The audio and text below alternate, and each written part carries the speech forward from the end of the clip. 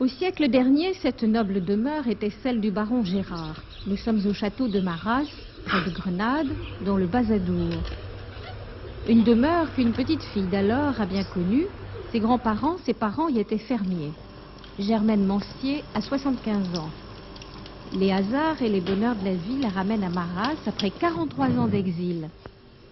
Elle a parcouru et sillonné le monde, mais le Noël de son enfance, c'était hier.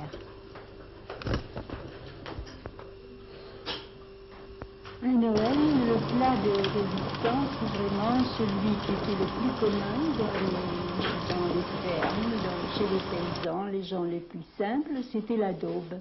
Et pourquoi la daube?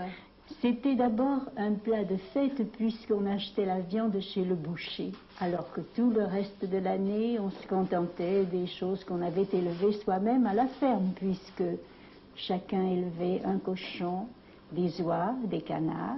Ensuite, il y avait toujours des poulets, mais vraiment, chez le boucher, on y allait très très rarement.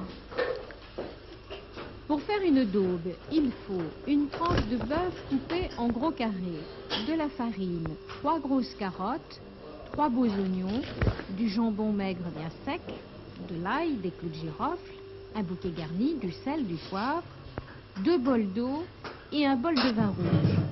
Mais le secret, c'est la cuisson. Elle doit être douce et lente, et celle-ci va cuire 2 jours. Alors après avoir roulé les morceaux de bœuf dans la farine, couper 2 oignons en rondelles, il faut mettre le 3e piqué de clous de girofle, il faut hacher l'ail et couper le jambon en petits morceaux. Maintenant, je vais prendre les carottes que je vais couper en rondelles pour les mettre sur le dessus.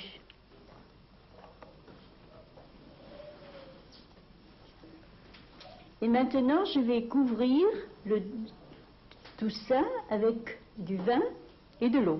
1 bol de vin pour 2 bols d'eau.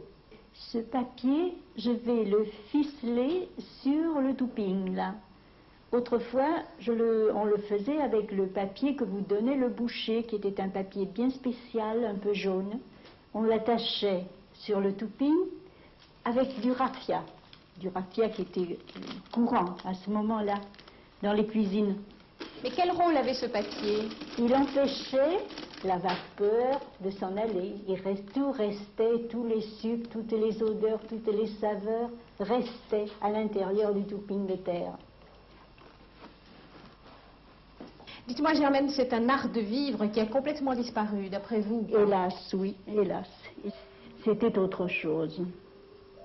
Et puis on pouvait vivre, il me semble qu'on vivait mieux. C'est un temps qui est bien loin de nous.